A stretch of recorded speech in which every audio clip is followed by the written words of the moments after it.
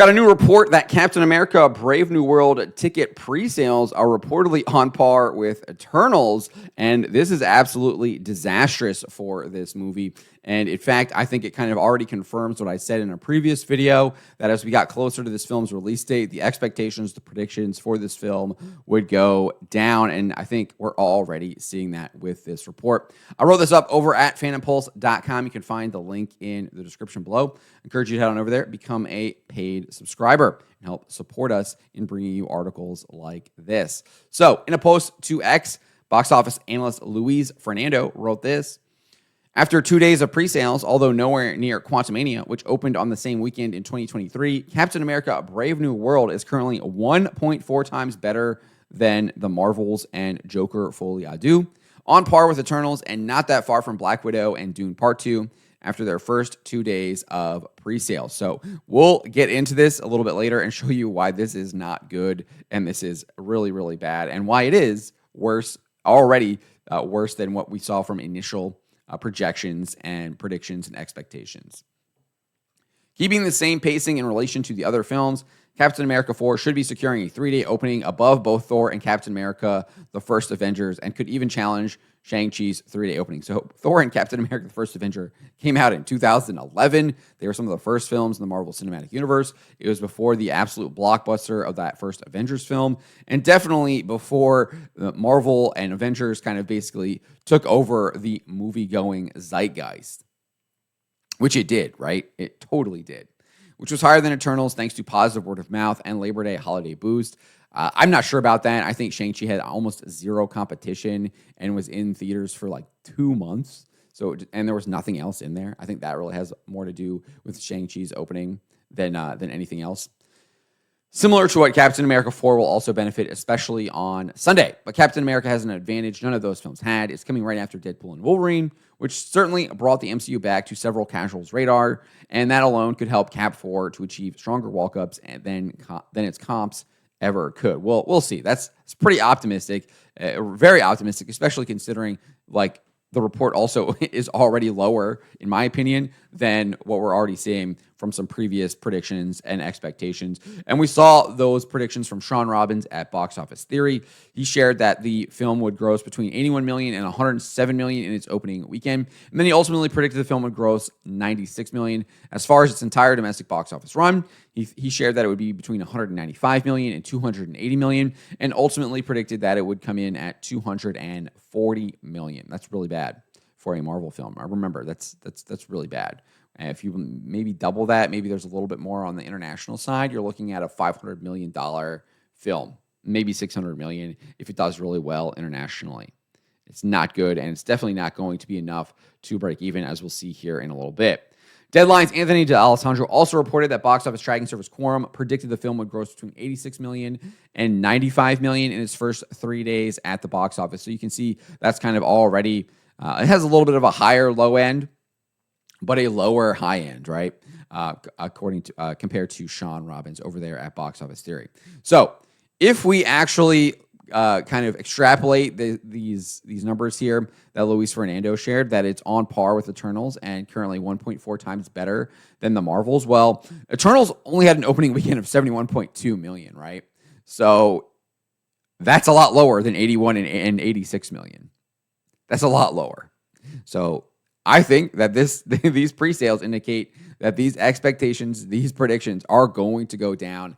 And that's what I said when I first covered this, that this would go down. And then if you look at the Marvels, it had an opening weekend of 46.1 million. You multiply that by 1.4, you get 64.5 million.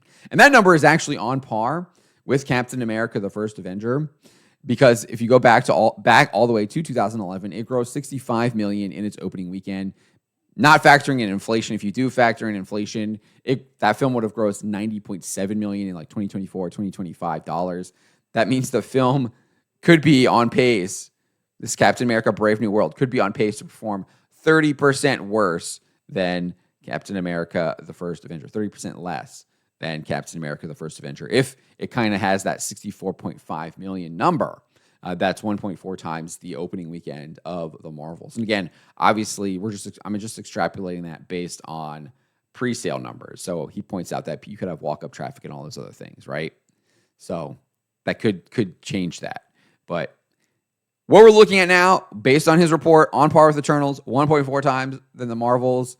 That's a lot less than this 86, 81 million that we're seeing from Quarum and Sean Robbins. We're looking at 71 with Eternals, 46.1, 64.5 if you do the 1.4 times the Marvels. That is abysmal. That is not good. Not good at all.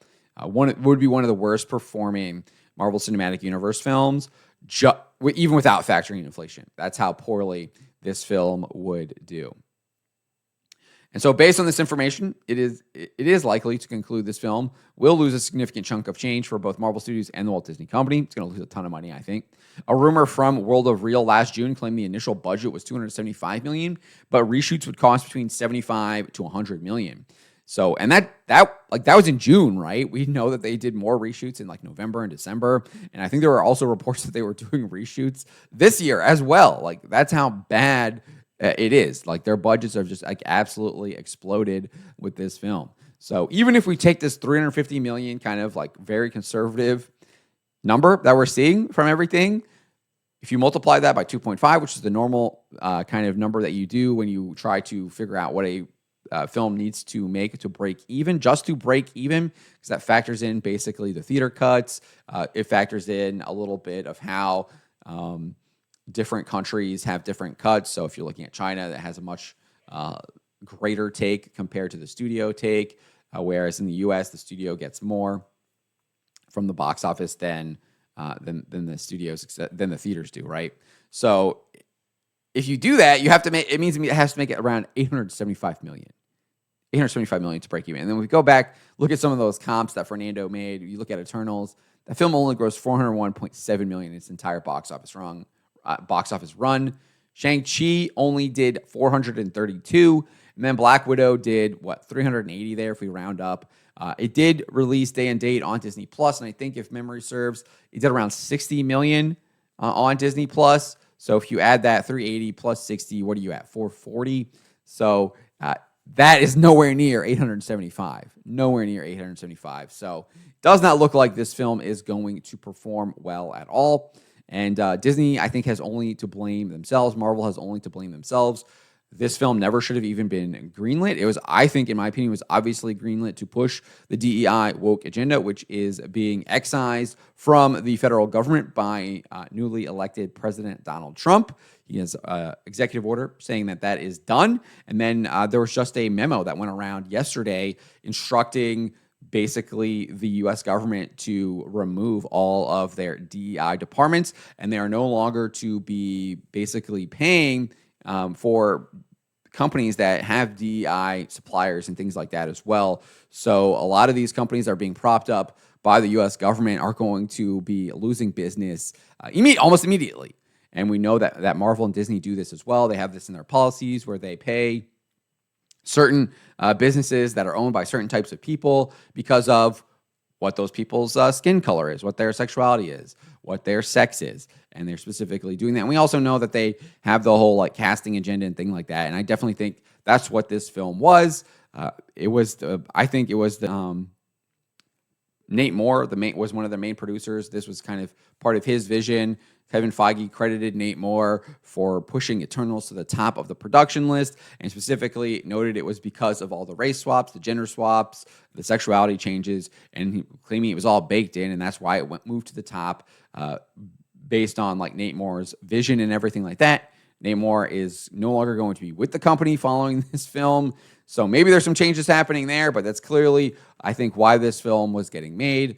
And they're trying to replace Captain America. They're trying to replace Steve Rogers with the Falcon. And I just don't think audiences want that. I think when they want a Captain America film, they want Steve Rogers as Captain America, and they want Sam Wilson as the Falcon.